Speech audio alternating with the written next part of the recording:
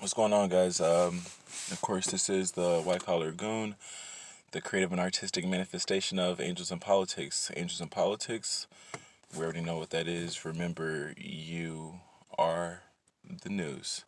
All right. That means you're important. That means you're the end all be all. That means you don't need to go to CNN or ABC, NBC, Fox, MSNB bullshit. Like, listen, it's you. It's all about you. No, really, it is all about you.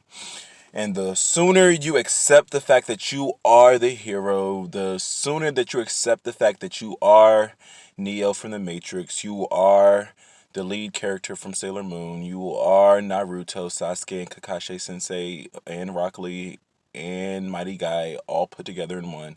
The sooner that you know that you are Goku, Vegeta, Trunks, and Gohan. Like, once you know that you are that motherfucker, like, life will, I'm not gonna say life will be easier for you, but that level of like comfort, you'll be put at ease, not just like cognitive ease, like we're looking for cognitive ease, but you're gonna be at ease knowing like, okay, like I am that motherfucker, but let's improve, let's develop, let's enhance my psychological body, my spiritual body, my physical body, my mental body, my, what's the fifth one, emotional body.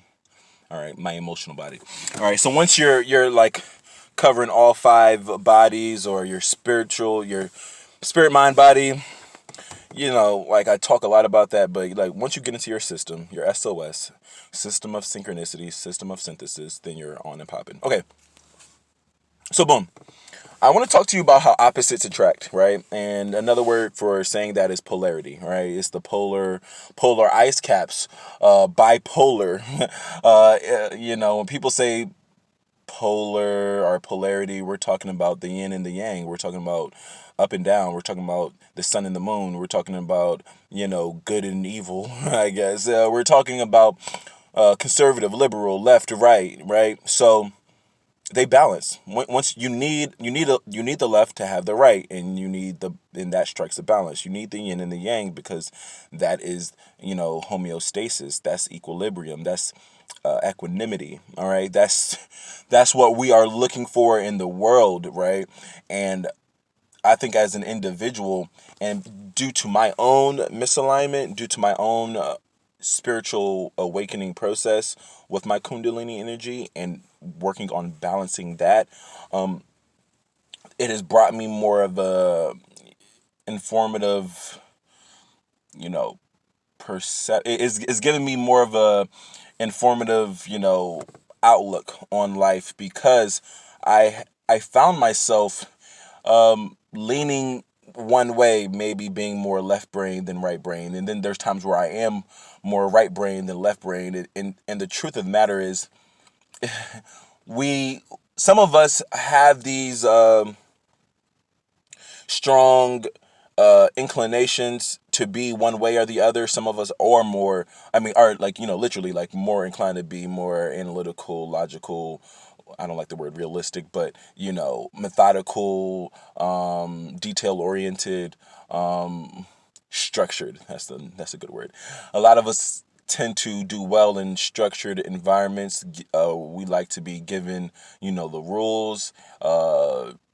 We like to be given the parameters. We understand that there is a, construct or a construction that is in place within an organizational structure, and it works for us. It works for us in a relationship. It works for us in a job. It works for us in a team. It works for us at home. Like, when you provide people with structure, that is, it's a necessary. Some call it a necessary evil, but it's necessary.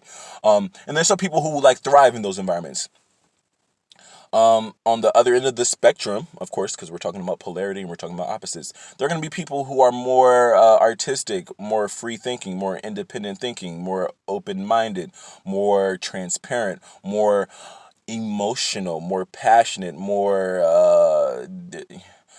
on the emotional end of the scale. They might fluctuate greatly because they move and they allow their passions and emotions to carry them freely.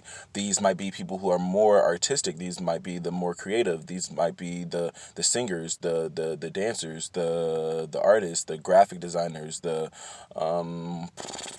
people who play instruments. These types of players, these types of individuals, and that's great because that's how civilization was built. Like sometimes these people might be your politicians.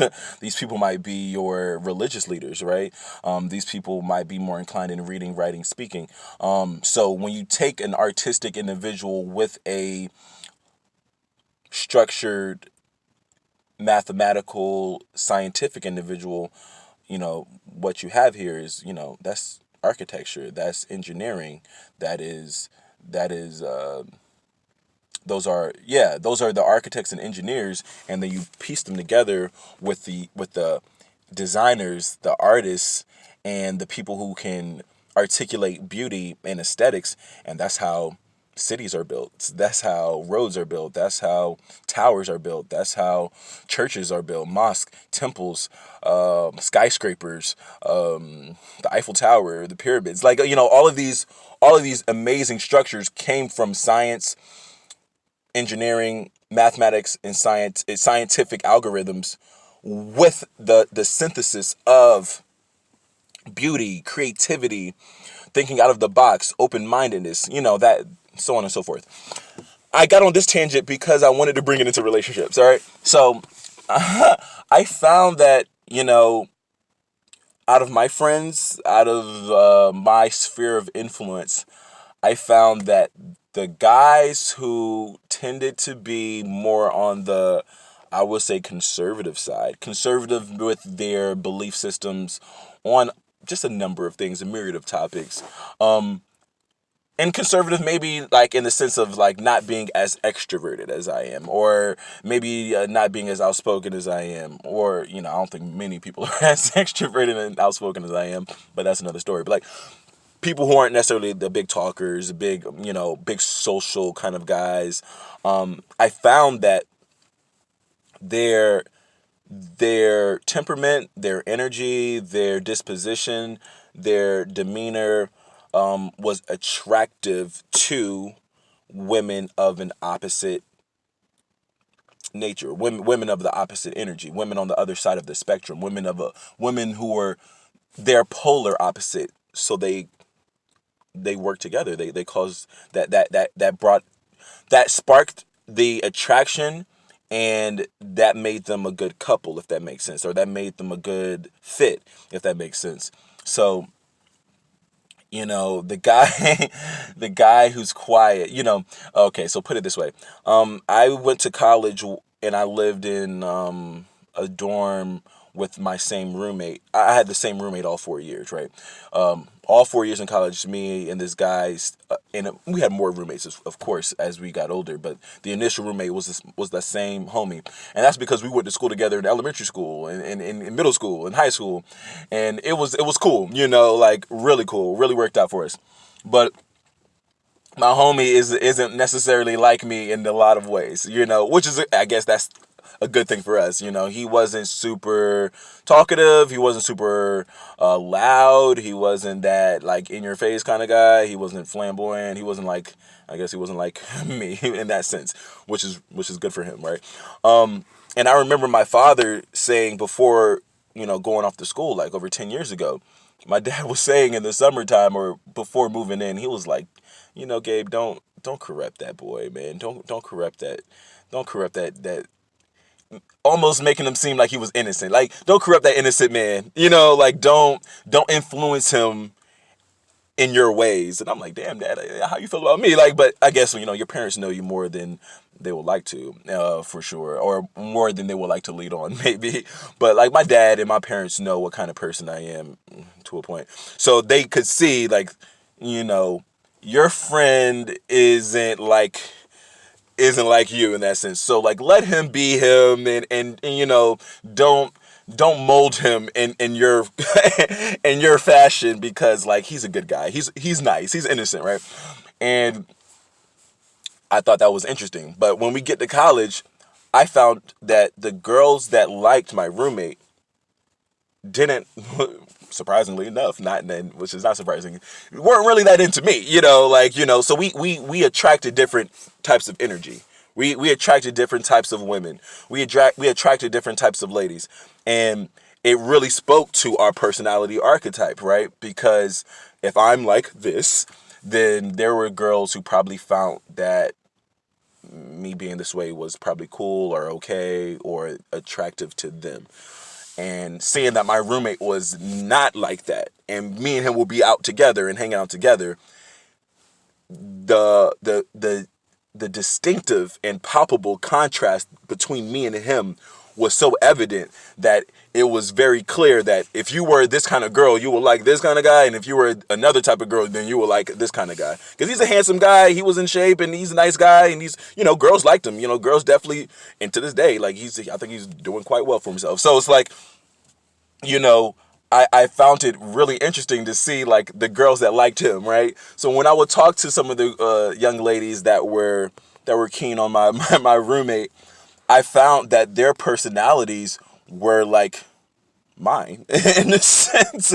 They were the talkative girls. They were the outgoing girls. They were like, I don't know, man. Like, my friend isn't, or, I have a lot of friends like this, but like he wouldn't be the kind of guy to like stop a woman in her tracks somewhere, or, speak to a woman he doesn't know, or, sit down at a table with people he doesn't know, or, like do the type of shit I was doing. And that just wasn't his nature, and I tried at times to like influence him to like, yo, man, get out your comfort zone, say what's up to her, or, talk to those girls. And he did for a bit, but like to his true nature, that wasn't him, and it worked out for him, drastically so, but it worked out because girls that liked him, the girls that approached him, the girls that he ended up dating were very, very attractive women, very beautiful women, very sharp women. But I could see that they had a commanding presence, so to speak. They had more of a assertive presence. They had a domineering personality archetype, and it is not. It's not rocket science. It's not rocket science. It's not, some abstract, esoteric, concept as to why they liked him, or the way, or he was attracted to them too. It wasn't just one sided. Like he liked them too. So I find in, years later, this was like over 10 years ago, 2009, 2010, yeah, and now it's 2020. So over 10 years ago, this was the case, and then now you can see with my friends and family and close, my sphere of influence, when I look at who they're paired with, sometimes it is like, alignment. Sometimes it is two peas in a pod. Sometimes you do find, oh, this guy likes rock climbing and, eating Japanese ramen and playing video games, and his wife likes eating noodles and Japanese food, and they met whilst playing video games. They met on Xbox Live. They met on at a cosplay or Comic-Con convention or Star Wars convention. Like, you find people who are literally almost like the female version of themselves or the male version of themselves, and that does work, right? Now we'll see how long it works. People are just now getting married and we're like, 30, 28, 29, 27, that type of thing. And we'll see where they are in 10, 15, 20, 30, 40 years, because we want these, relationships to grow and to develop and to cultivate, of course. But we'll see. And it's funny how you find that, because you might find a guy who plays sports. You find that in the NBA too. Guys who are in the NBA, like Russell Westbrook, tremendous athlete, MVP of the NBA, of the league, and you find out that his wife was a phenomenal Division I athlete as well, and you find a lot of these guys, date other athletes, or you find them date these athletes date women who are very athletically minded or athletically inclined. So it doesn't necessarily have to be that much of a polarity. Maybe they provide a balance in a different sense. Maybe, she's a bit more left brain and he's a bit more right brain, or she's a bit more right brain and he's a bit more left brain, or he's a bit more of the speaker communicator and she's a bit more of the in the background, like, doing the planning, financial. She's the advisor, she's the administrator, she's the go-getter, she's the accountant. She's the one of those type of, or it can be in reverse, like it's in reverse with my friend. Like, he would be, my roommate, he would be the one probably that is dealing with the numbers and the finances, and he's in the background, and he probably would have a significant other who's the more vocal one, who's the more outspoken one, who's the more like, oh, sociable one, right? So it's interesting because now that I'm doing these types of things, and I'm speaking with people, and I like to analyze, and I like to have an intuitive, almost like, mm, you know, I like to really like delve into like people, their personalities, concepts, why people are the way they are, think the way they think, because then you can place them in positions to win, right? You can put them in organizations, or you can put them in groups. I talk a lot about the colors. Some people are more of a red, some people more of a blue, green, yellow. Well, either way, you need all of the colors to make the fucking product, to make something pop. You need the synthesis. You need people who can do things that you can't do, and you need people who are stronger in things that you're not strong in, and you need to really figure out what your strengths are and expound upon them, and like emphasize them like times 10, like Grant Cardone talks about, or Gary Vee talks about, or like I would say, man, go times 100. Like, figure out what your spiritual gifts are, and boom, boom, boom, boom, boom, invest, invest, invest, because that's how you get yourself into that's how you make the dream work. That's how you become the archetypal hero, your own version of archetypal hero. I can't tell you what that is. But it's in relationships, it's crazy, because I remember going out to bars and clubs and strip clubs and brothels and all kinds of things in Thailand, and you just massage parlors, bordellos. Like, I was in all these places, and it's funny because in these environments, somebody listening will be like, "Oh, those were bad girls go." Not necessarily just a club and a bar, but like, "Oh, strip clubs, brothel, bordello." Like, "Oh, that's not good. Those are like the evil women. Those are the bad women. Those are the women all the way on this end of the spectrum." Well, motherfucker, I thought I was all the way on the end of the spectrum, and I found out those girls weren't fucking with me. You know what I'm saying? I mean, it's not like they were fucking with me. Strippers probably really do. Like, actually, we get along actually really well. But like, those girls in the nightclubs and bars and stuff like that, who you presume to be super liberal, really aren't that liberal, right? Or maybe they are. They just really didn't fuck with me and my personality archetype, right? So you find that I found that a lot of girls who were at these nightclubs and night spots were actually were actually girls who were, looking for quieter guys. I mean, they might work at these clubs, they might work at the bar, they might be a bartender, they might be the waitress who wears the fishnet stockings and the tight leather pants with the halter top, and you might think, oh, because she's showing her G-string, or because she's revealing a lot of her body, that she's a certain kind of way. And it's like, actually, she's 10 times to 10, she's probably not. 9 times to 10, she's probably not. Like, actually, she's probably more so going to be in alignment with my kind of roommate, like my homie. Like, this kind of girl would prefer the quiet guy who won't slide in the, not well, slide in the DM. That makes you like a beta male. Like, I'm talking like these. I'm not saying that. Like, you can talk to girls, but like the guys who wouldn't speak to them in public, the guys who wouldn't go after them, the guys who aren't going smack, the guys who aren't in their face and saying like, "Yo, this is how it's gonna go down." Like, that's not the kind of guys. I mean, maybe to a point they do like that, but to the point, no. They would. My roommate, at the end of the day, like, he's gonna be the type that to have sex. The girl who's like a stripper is fucking him. You know what I'm saying? And when I say fucking him, I'm saying like he's not.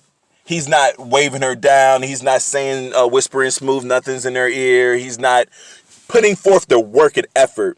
And because he's not that kind of guy is the exact reason why those girls are fucking with him. That is the exact polar opposite. Like, the guy who's my homie, who doesn't like, go after girls, and has been like, can be in college and not fuck with girls for years. He's the one who's gonna be, he's the kind of guy that, you know, the woman who sells like coke or something, the coke dealer who's like travel the world, who's super worldly, she's gonna fuck with him more so than me because she sees the polarity in that. She might see more of herself in me, but she's gonna be like, I don't want another one of me. Like, I want a guy who probably couldn't fathom the type of shit that I do, right? I want a guy who probably is not even like, it's not even on his scope, the type of woman I am, or the type of shit that I've done or I'm capable of doing, right? So it's like, I think girls are very intuitive and smart, and I think it's funny in that way because I think guys do the same thing. I found that guys who had a lot of, let's say, women or female attention, I can't say they had a lot of women. We know that's speculative because a lot of people lie, particularly guys, particularly black males.